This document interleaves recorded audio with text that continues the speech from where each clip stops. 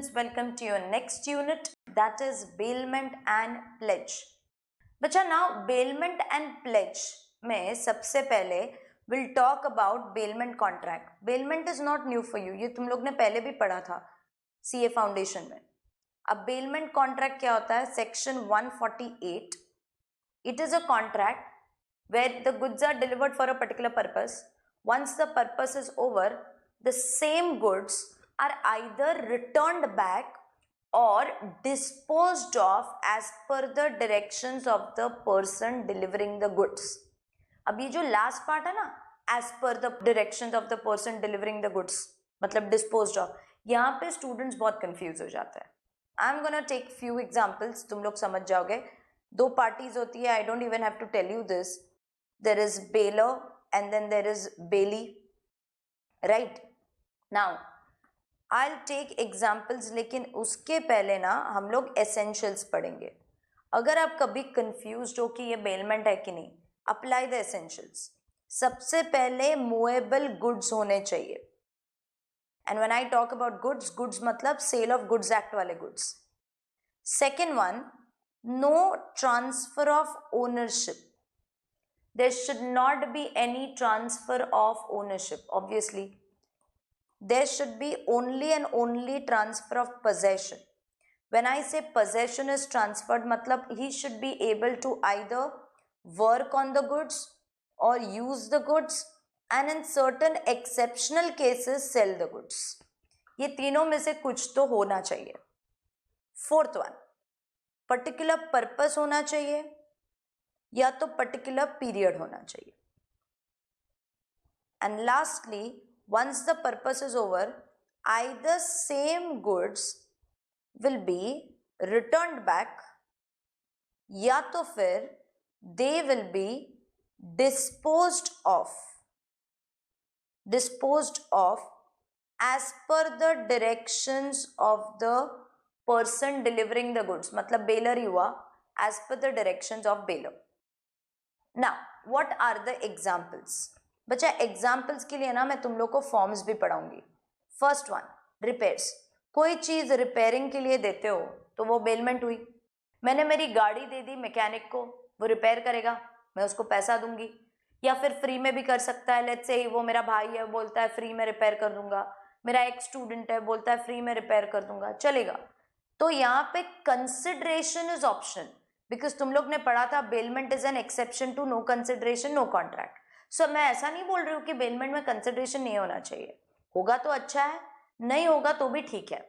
So it can be gratuitous also, it can be non gratuitous also. Gratuitous मतलब free वाला भी चलेगा, non gratuitous मतलब consideration वाला भी चलेगा. अब मैंने अपनी गाड़ी दी थी रिपेयरिंग के लिए, ये मूवेबल गुड्स है, हाँ जी. Second one, transfer of ownership नहीं है, मैंने उसको कोई ओनरशिप ट्रांसफर नहीं की है. थर्ड वन, मैंने पोजेशन जरूर ट्रांसफर किया है, वो मेरी गाड़ी पे काम करेगा, पर्टिकुलर पर्पस के लिए है. उसके बाद मुझे सेम गाड़ी वापस मिल जाएगी. सो रिपेयरिंग के लिए देना इज बेलमेंट. सेकेंडली, हायर पे कुछ देते हो, रेंट पे, वो भी बेलमेंट हुआ. थर्डली, ग्रेटिशियस बेलमेंट भी तो बेलमेंट होता है.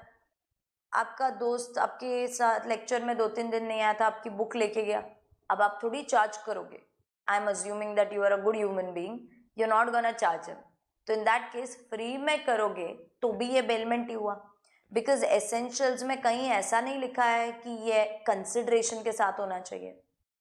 देन फोर्थ वन, बच्चा फाइंडर ऑफ गुड्स भी एक तरीके से बेलमेंट ही है. You find goods, you take care of the goods, like you would have taken care of your own goods, and एक बार ओनर मिलता है आप रिटर्न कर देते हो, तो in that case movable goods मिलते हैं आपको. देन ओनरशिप ट्रांसफर नहीं होती है, पोजेशन जरूर ट्रांसफर होता है. बच्चा अगर ओनर नहीं मिलता है तो आप सेल कर सकते हो उस गुड्स को, इवन दो आप ओनर नहीं हो फिर भी आपके पास हक है बेचने का. पर्टिकुलर पर्पस के लिए वो, as in you will take care of the goods till the owner is found, and एक बार ओनर मिल गया सेम गुड्स रिटर्न हो जाएंगे. So that is finder. Fifth one, you have goods given as security. बच्चा गिरवी रखना is also a kind of bailment only. मैंने अपनी सोने की चेन गिरवी रखी, चेन इज मूवेबल गुड्स. मैं ओनरशिप नहीं ट्रांसफर करती हूँ ज्वेलर को, बट पोजेशन जरूर ट्रांसफर करती हूँ। अगर मैंने वो लोन रीपे नहीं की तो वो मेरा चेन बेच के पैसा रिकवर कर लेगा। Then it is for a particular purpose और पीरियड, एंड एक बार मैंने लोन रीपे कर दिया तो मुझे ये गुड्स वापस मिल जाएंगे। तो pledge is also a form of bailment only. Sixth one, goods given for carriage, transportation बोल सकते हो। एग्जाम्पल है कुरियर। बच्चा मैंने एक पार्सल किया और मैं मुंबई से लेट्स से कोलकाता ऐसे कुरियर करवा रही हूँ रमाकांत रॉय के नाम पे। Yes, if I am transferring this in the name of Ramakant Roy who stays in Kolkata, बच्चा देखो ये पार्सल मूवेबल गुड्स है, मैं ओनरशिप ट्रांसफर नहीं कर रही हूँ कुरियर कंपनी को, मैं पोजेशन जरूर ट्रांसफर कर रही हूँ। वो वर्क कर सकता है मेरे पार्सल पे मुंबई से कोलकाता लेके जाके, देन पर्टिकुलर पर्पस के लिए होना चाहिए, मतलब ट्रांसपोर्टेशन। अब बच्चा मुझे ये पार्सल वापस नहीं मिलेगा, लेकिन मेरे डायरेक्शंस के हिसाब से वो डिस्पोज करेगा। मतलब मैंने जो डायरेक्शन दिया है कि आप इस XYZ आदमी को देना, तो वो उसको दे के आएगा। अगर वो आदमी वहां पे नहीं मिलता है तो मुझे वापस आ जाएगा। मतलब बच्चा ये दोनों में से कोई एक चीज होगी, या तो it will be disposed of as per the directions of the bailor और it will be returned back. तो यहाँ पे कोई चीज कुरियर के लिए देते हो वो भी एक तरीके से बेलमेंट हुआ। And seventh one is bailment for bailor's purpose. Now, bailment for bailor's purpose means what? You know, there can be some situation which is satisfying all essentials, but it is not coming in first six, will come in the last one. Anything which is satisfying all the essentials but not coming in first six will come in the last one. Ma'am example दो ना, नहीं समझ में आ रहा है। Example बहुत simple है बच्चा। ए ने ना अपने गुड्स बेच दिए, he sold his goods to B, that means I can say legally B is the owner. B ने पैसा भी दे दिया, ही पेड। तो आइडियली बी को ये गुड्स घर लेके जाने चाहिए, एज इन फैक्ट्री में लेके जाने चाहिए या वेयर हाउस में लेके जाने चाहिए। बी ने क्या बोला ए को, सर मेरे वेयर हाउस में काम चल रहा है, आप काम करो ना, ये अपने वेयर हाउस में रख लो, सिर्फ वेयर हाउस में रखो, मैं यहाँ पे मेरे ऑफिस में बैठ के इसे ये गुड्स बेचूंगा और मैं आपको जो बोलूंगा ना उस सप्लायर या उस पर्टिकुलर कस्टमर को आप ये डिलीवर कर देना और ये जो भी खर्चा होगा मैं आपको दे दूंगा। तो बी ए को बोल रहा है कि आप डिलीवर कर देना and I will pay you money. बच्चा these goods are movable, B is not transferring ownership to A but B is transferring possession. वो यहाँ पे गुड्स डिलीवर कर सकता है सप्लायर्स को, then it is for a particular purpose, and purpose खत्म होने के बाद या तो ये गुड्स डिस्पोज ऑफ हो जाएंगे बी ने जैसा बोला उस हिसाब से, या तो जो बचे हुए गुड्स है वो रिटर्न हो जाएंगे। तो ये भी एक तरीके से बेलमेंट ही हुआ।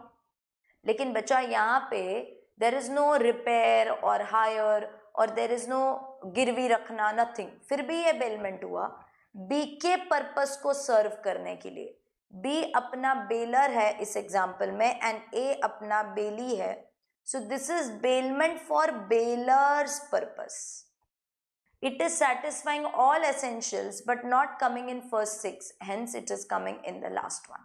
That is bailment for bailor's purpose. Clear with this? Perfect. So forms of bailment you saw, essentials of bailment you saw, just few examples here and there I need to discuss, they are very important from exam point of view. बच्चा जब आप ornaments, आपके जो गहने हैं वो bank के locker में रखते हो, उसे बेलमेंट नहीं बोला जा सकता क्योंकि आप सिर्फ कस्टडी ट्रांसफर करते हो। There is a difference between change in custody and change in possession. Custody मतलब सिर्फ फिजिकली गुड्स का वहां पे होना, पोजेशन मतलब कंट्रोल होना। बेलमेंट में सिर्फ कस्टडी काफी नहीं है बच्चा, बेलमेंट में पोजेशन भी ट्रांसफर होना चाहिए। अगर मैं अपने सारे गहने लॉकर में रखती हूँ, उस लॉकर की चाबी तो मेरे पास रहेगी, बैंक ना ही इसे यूज कर सकता है, ऑर्नामेंट्स को वर्क कर सकता है, सेल कर सकता है, गिरवी थोड़ी रखा है मैंने। तो इन दैट केस बच्चा bank is just having physical custody but bank is not having the possession. So placing of ornaments in bank locker does not amount to bailment.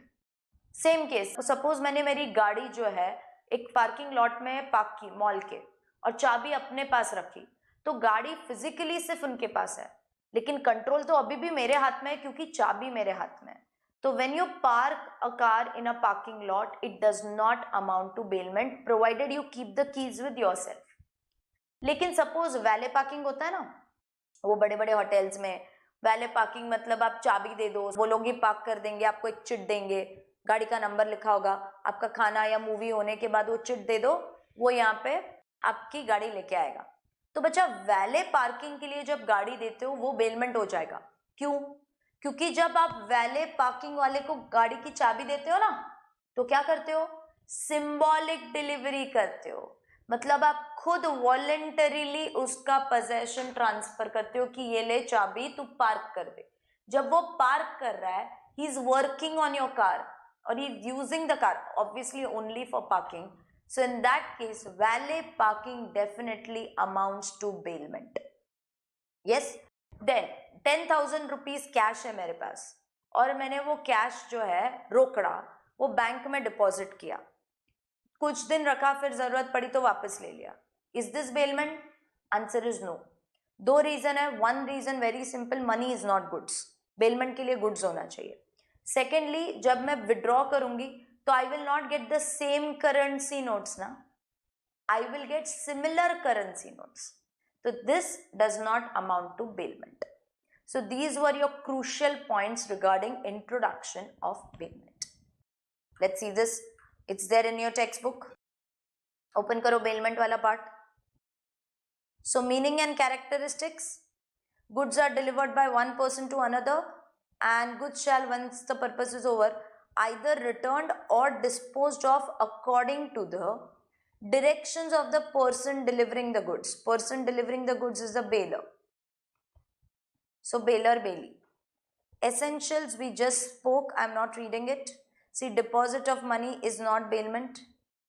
And ornaments, when you keep the ornaments in the bank locker, it's not bailment. Forms of bailment, all 7 we discuss. Gratuitous, non-gratuitous also you know. Now coming to a very crucial part. Bacha, duties of bailor and rights of Bailee. So we are going to study duties, rights of bailor and duties, rights of Bailee. बच्चा common sense है, अगर baler की duty है तो बेली के right हुए। जो यहाँ पे मैं बोल रही हूँ मुझे गाड़ी देनी चाहिए, ये मेरी ड्यूटी है कि मुझे रेम्यूनरेशन पे करना चाहिए मैकेनिक को, at the same time mechanic का राइट है मुझसे रेम्यूनरेशन मांगने का। So I am going to take up duties. So first, bailor का ड्यूटी है डिस्क्लोज करना डिफॉल्ट फॉल्ट्स जो भी होगा। See, whether he is aware about the faults or not, he will be responsible for it. Because तुम लोग ने cell of goods act में रूल पढ़ा है, ओनरशिप एंड रिस्क को हैंड इन हैंड। तो यहाँ पे whether owner knows about the defect or he doesn't know, as per law वही रिस्पॉन्सिबल रहेगा, बिकॉज वो ओनर है। नहीं अच्छा लगा तो खुद स्पेसिफाई कर देना बाद में कि किसी और का रिस्क रहेगा। So first, it is his duty to disclose the faults. Second, अगर बेली को आपकी वजह से कुछ खर्चा हुआ है, it is your duty to give him the खर्चा। And bailor is responsible to bailee for any loss which bailee has sustain. Suppose आपने आपकी गाड़ी जो है वो रेंट पे दी थी 5 दिन के लिए, अब बीच में ही गाड़ी खराब हो गई तो बेचारे बेली ने खर्चा किया अपनी जेब से आपकी गाड़ी को रिपेयर करने का, तो आपको देना पड़ेगा। So second and third almost similar है। एंड सपोज फ्री में मैंने बुक दी थी अपने दोस्त को, यू रिमेंबर, उसको कॉपी करनी थी नोट्स, तो मैंने उसको 2-3 दिन के लिए बुक दी थी। अब मेरी बुक बहुत ही बुरे हालत में थी, पेजेस सब अलग अलग है। तो मेरा दोस्त बहुत अच्छा है, मेरे दोस्त ने क्या किया, उसने वो सारे पेजेस लिए और बाइंडिंग करवा लिया। सो जब वो बाइंडिंग करवाता है बच्चा 100 रुपया खर्चा करता है, it is my duty to pay him that 100 रुपया। आई कांट से देखो किसने बोला था बाइंडिंग करने के लिए, देना पड़ेगा ये खर्चा। एंड लास्टली, अगर बेली को रिटर्न करते वक्त कुछ खर्चा होता है, एक्स्ट्रा खर्चा, तो वो मुझे देना पड़ेगा। And that's what. And one more thing बच्चा, termination of bailment. See this part you anyways have. आपका बेलमेंट टर्मिनेट हो जाएगा अगर पर्पस खत्म हो गया, पीरियड खत्म हो गया तो। लेकिन सपोज ग्रेटिशियस बेलमेंट था, अगर मैंने टाइम पीरियड के पहले टर्मिनेट कर दिया, सपोज मैंने मेरे दोस्त को 10 दिन के लिए गाड़ी दी थी उसकी गांव से उसकी फैमिली आने वाली थी, उसको सब घुमाना था, उसने सब बुकिंग कर लिया था। तो मैंने उसको बोला तू टेंशन मत ले, मेरी गाड़ी लेके जा, ठीक है। अब 3 दिन के बाद मेरी फैमिली में कोई मेडिकल इमरजेंसी आ गई, तो मैं मेरे दोस्त को बोलती हूँ भाई मुझे गाड़ी लौटा दे, मेरे को चाहिए यहाँ पे गाड़ी। तो मैंने पीरियड खत्म होने से पहले ग्रेटिशियस बेलमेंट जो है वो टर्मिनेट किया। इट्स अलाउड, मैं नोटिस देके कर सकती हूँ, लेकिन उस बेचारे को जो खर्चा हुआ होगा प्री मैच्योर टर्मिनेशन की वजह से वो मुझे देना पड़ेगा। एंड उसके बाद the bailor has to take back the goods. Similarly rights of bailee, claim compensation, damages, वो सब है।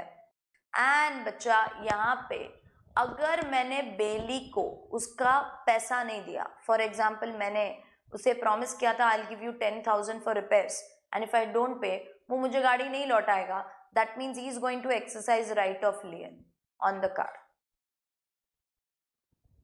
And 6th point, 7th point and 8th point, ये तीनों के लिए मेरे पास एक कॉमन एग्जाम्पल है। सुनो, अब ए ने गाड़ी दी थी बी को, तो A is the bailor and B is the bailee. अब एक्स बोलता है ये गाड़ी मेरी है, ए बोलता है नहीं ये गाड़ी मेरी है। ऑफकोर्स मैम पेपर्स रहेंगे, बट फिर भी उनका डिस्प्यूट है।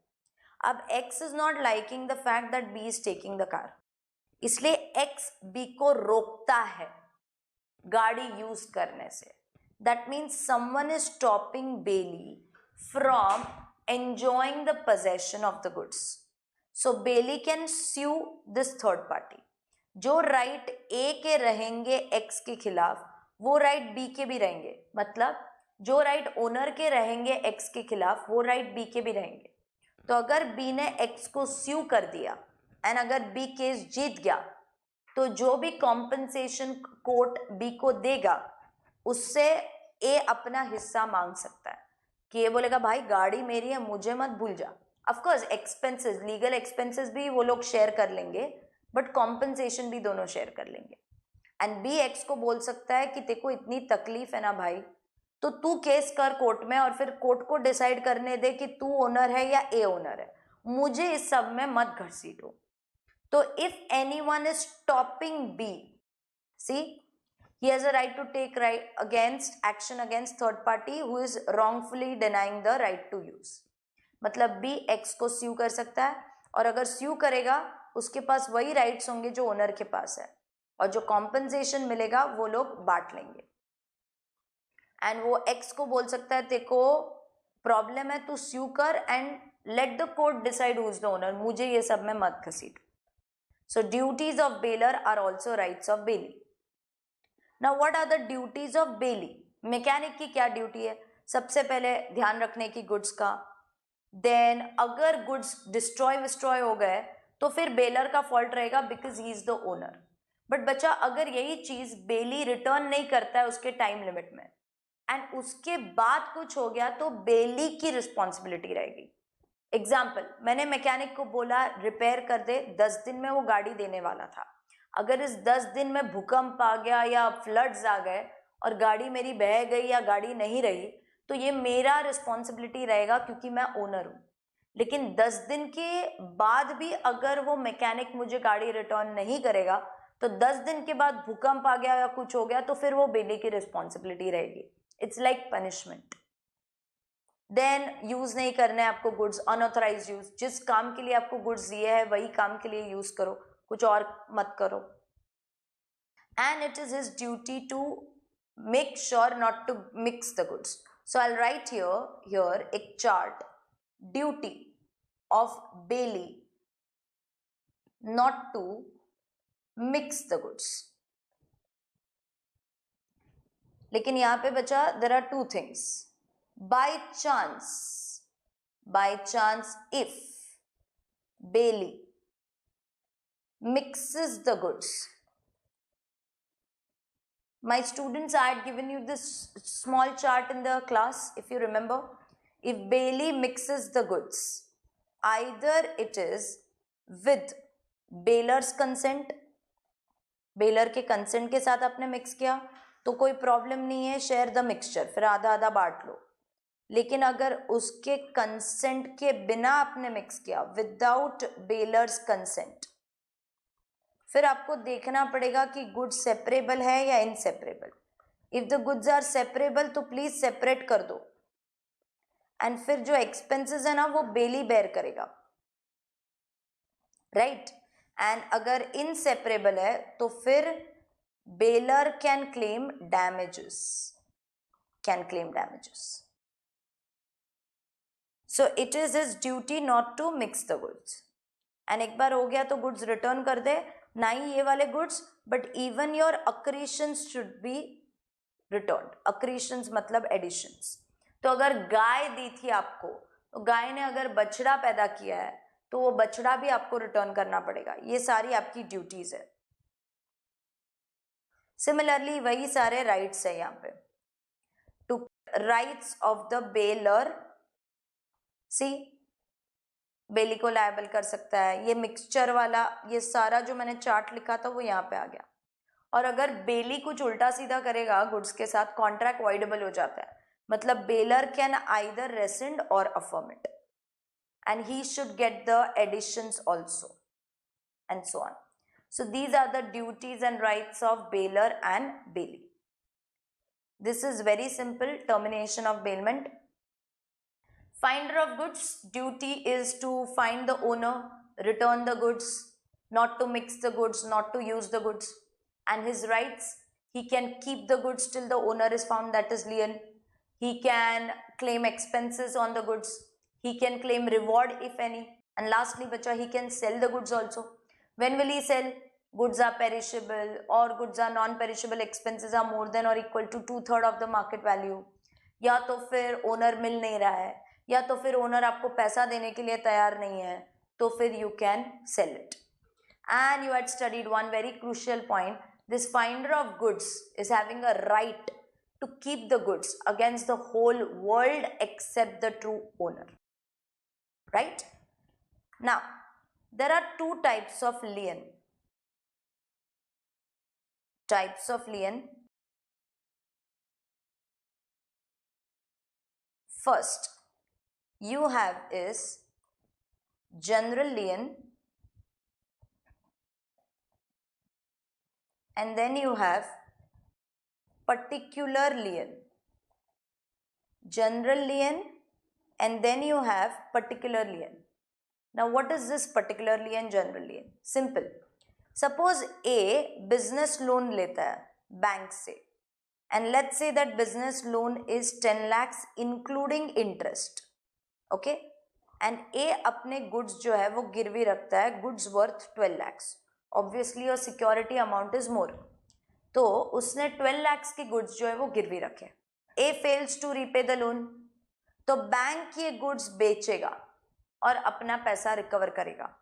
लेकिन जब ये बैंक ने गुड्स बेचा ना बचा, unfortunately there was lot of problem in the country at that time, तो बैंक को सिर्फ 8 लाख मिला ये गुड्स बेच के. तो बैंक अपना 2 लाख थोड़ी जाने देगी, तो वो बैंक ए से रिकवर करने की कोशिश करेगी, बट ए तो पे ही नहीं कर रहा है, तो बैंक ए की कोई दूसरी एसेट या प्रॉपर्टी बेच के अपना पैसा रिकवर करेगी. That means बच्चा bank is having right of lien not only on these goods but generally on A's assets. ये नहीं तो कुछ और सही, इसको general lien बोलते हैं. But if I change the example, particular lien में कैसे होता है? I promised that mechanic I'll give you 10,000 for repairing the car. अब मैंने 10,000 अगर उसको नहीं दिए, वो मेरी गाड़ी रिटेन करेगा अपने पास. Can he retain any other car belonging to Mansi? नहीं, वो सिर्फ वही गाड़ी रिटेन कर सकता है जिसका उसको पैसा नहीं मिला. मतलब वो राइट जो मैकेनिक के पास है उसको पर्टिकुलर लियन बोलते हैं. So general lien is on general assets, और I can use the term it is for general balance outstanding, whereas particular lien it is on particular asset and it is only on that asset जिसके ऊपर सामने वाले ने काम किया है लेकिन उसको पैसा नहीं मिला है. सो एग्जाम्पल, बैंक्स ये कर सकते हैं बच्चा, ऑफिशियल रिसीवर भी कर सकता है. कोई बंदा अगर इंसॉल्वेंट हो गया, लेट्स से मैं इंसॉल्वेंट हो गई, तो कोर्ट ऑफिशियल रिसीवर अपॉइंट करेगा जो मेरे असेट्स बेच के मेरी लायबिलिटी पे करेगा। तो वो जो ऑफिशियल रिसीवर है उसके पास राइट ऑफ लियन है मेरे असेट्स पे, not on particular assets but it is on general assets, so that is general lien. Particular lien bailees exercise कर सकते हैं, अपना मैकेनिक। देन एजेंट्स भी एक्सरसाइज कर सकते हैं। एजेंट ने मेरे लिए अगर गुड्स बेच रहा है, काम कर रहा है वो, तो मैं उसको कमीशन प्रॉमिस करती हूँ। And if I don't pay him commission he can always tell me, ma'am अगर आप मुझे कमीशन नहीं दोगे तो मैं आपकी गुड्स ना आपके कस्टमर को डिलीवर नहीं करूँगी, तो आप प्लीज़ मुझे पहले कमीशन दे दो। तो agent can retain only those goods जिसके ऊपर उसका कमीशन आउटस्टैंडिंग है। तो बच्चा पर्टिकुलर लियन में ना स्किल यूज होता है, नॉर्मली स्किल आप यूज करते हो, सेल्समैनशिप दिखा रहा है एजेंट, बेली काम कर रहा है उस पर। लेकिन जनरल लियन में बैंक ऑफिशियल रिसीवर आपके असेट्स पे काम नहीं करते, तो जनरली यहाँ पे स्किल यूज नहीं होता है, यहाँ पे होता है। एंड बच्चा general lien needs to be specified in the agreement, मतलब एवं ही बैंक आके आपके दूसरे असेट्स उठा के नहीं लेके जा सकती। आपको लोन अग्रीमेंट में बैंक को पहले से लिखना पड़ेगा कि अगर ये गुड्स कम पड़ते हैं तो बैंक दूसरे असेट्स बेच के अपना पैसा रिकवर करेगी। So it should be specified in the agreement, but this is implied, और I can use the term automatic. बोलने की तो जरूरत ही नहीं है, इट इज अंडरस्टूड। अगर आप मैकेनिक को पैसा नहीं दोगे वो गाड़ी नहीं देगा, it is implied. So these are your 4 differences between general lien and particular lien. So here in your textbook, if you see, they have explained general lien, they have explained particular lien, and they have given you the same distinction between. So your bailment is over. Coming to your next, a very chintu part, pledge. What is pledge? Pledge is nothing but a part of bailment only. बच्चा bailment तो कितने सारे purposes के लिए हो सकता है, higher के लिए हो सकता है, रिपेयर्स के लिए हो सकता है, फाइंडर में भी होता है, ग्रेटिशियस भी होता है। लेकिन बच्चा प्लेज बेचारा नन्ना सा, pledge can happen only for security purposes. So what is pledge? See section 172 बोलता है pledge is nothing but bailment only, bailment of goods as security for payment of debt और performance is known as pledge. Pledge is, by the way, also known as pawn. So if I take my example regarding pledge here, so let's say Ramesh ने अपनी जो gold chain है वो गिरवी रख दी है jeweller के पास, and jeweller is going to give him loan of 50,000. So बच्चा Ramesh is known as a pledger and jeweler is known as a pledgee. Pledge is also known as pawn. So Ramesh is known as a pawner and jeweler is known as a pawnee. Right? So this is your pledge. But there are few things. There are essentials of pledge. Goods deliver होने चाहिए. It can be your actual delivery, symbolic delivery, constructive delivery, कुछ भी चलेगा. Than goods ही deliver होने चाहिए. मतलब बच्चा अगर आप घर गिरवी रखते हो उसको हम मॉर्टगेज बोलते हैं, प्लेज नहीं. So what is pledge? Pledge मतलब मूवेबल गुड्स को गिरवी रखना, एंड मॉर्टगेज मतलब इमूवेबल असेट्स को गिरवी रखना. तो जब मैं प्लेज की बात कर रही हूँ तो जाहिर सी बात है गुड्स ही होने चाहिए, मूवेबल वाले. देन एक ही पर्पज है प्लेज का, वो है सिक्योरिटी, गिरवी रखना. And pledge is a species that is part of bailment. So these are your essentials of pledge. Rights of pawnee and rights of pawner. Pawnee मतलब अपना ज्वेलर. पहले हम rights of pawner की बात करते हैं. Right to redeem. He can get the loan adjusted. मतलब क्या? इस सेम केस में सपोज रमेश ने 20,000 का लोन रीपे किया, तो वो ज्वेलर को बोल सकता है कि 20,000 एडजस्ट करो, अभी 30,000 ही आउटस्टैंडिंग रखो. So he has a right to get this 20,000 adjusted, that is redeemed. One more reason can be, or one more point can be, you know, अगर रमेश चाहे तो ज्वेलर को रिक्वेस्ट कर सकता है, सर मुझे ये चेन दे दो ना वापस, मुझे काम है, मेरी बेटी की शादी है वगैरह, मैं आपको वापस लौटा दूंगा इसको. तो तो अगर ज्वेलर के परमिशन है तो Ramesh has a right to get his chain back, so that is redeem. And second is limited interest. अब ये ज्वेलर के क्या राइट्स है? वो रिटेन कर सकता है गुड्स को. Second point, not only for this loan but even for subsequent loans. अगर नेक्स्ट लोन अगर रमेश लेता है तो ज्वेलर बोल सकता है कि तू ये चेन है ना दूसरे लोन के लिए भी गिरवी रख, तो सब्सिक्वेंट लोन के लिए भी वो रिटेन कर सकता है. एंड सपोज ये चेन को मेंटेन करने के लिए कुछ खर्चा लगा है तो that he can claim from Ramesh. And अगर रमेश रिपे नहीं करेगा तो बच्चा जो दो चीजें कर सकता है ज्वेलर, या तो वो गुड्स अपने पास रख सकता है या तो वो सेल कर सकता है. या तो रखेगा या तो बेचेगा, दोनों साथ में नहीं कर सकता वो. सपोज ज्वेलर ने ये चेन बेचा और ज्वेलर को सिर्फ और सिर्फ 45,000 मिला, whereas loan is of 50. तो अगर jeweller is selling it at loss तो उसके पास हक है बाकी का 5,000 मांगने के लिए. सपोज उसने प्रॉफिट पे बेचा तो रमेश के पास हक है वो प्रॉफिट मांगने के लिए. मतलब कंक्लूजन, ज्वेलर को सिर्फ 50 मिलेगा. लॉस होगा तो मांग लेना, प्रॉफिट होगा तो कृपया रिटर्न कर देना. सो that is your point. See, if the proceeds are less, pawner is liable to pay the balance. If the proceeds are more, then pawnee will return the surplus. Fine. Now, pledge by non-owners में first वाला तो बहुत simple है बच्चा. Normally just as sale should be done by the owner, even pledge should be done by the owner only. तो अगर मेरी chain है तो मैं ही गिरवी रख सकती हूँ, लेकिन सर्टन केसेस में नॉन ओनर भी कर सकता है. मेरा एजेंट अगर वो नॉर्मल कोर्स ऑफ बिजनेस में मेरे लिए मेरे गुड्स गिरवी रखेगा तो इट्स अलाउड. इनफैक्ट तुम लोग ने सीए फाउंडेशन में मर्केंटाइल एजेंट का डेफिनेशन भी पढ़ा है. Mercantile agent is a person who is going to sell goods, buy goods, pledge goods और even consign goods on your behalf. तो pledge can be done by mercantile agent. he'll have to fulfill these conditions. Then second one, pledge by a person in possession under a voidable contract. Now students get confused. बच्चा तुम लोग को है ना cell of goods act में नीमो that code non habit ऐसा पढ़ा था तुम लोग ने. उसका एक एक्सेप्शन था, sale by a person who is in possession of goods under a voidable contract. अब यहाँ पे भी सेम ही है. सी सपोज ए ने ना बी के साथ फ्रॉड करके बी की डायमंड रिंग ले ली. ए ने बी के साथ फ्रॉड किया एंड उसका डायमंड रिंग ले लिया, मतलब it is fraud and can I से द कॉन्ट्रैक्ट इज voidable. अब ए के पास ये रिंग आ गई.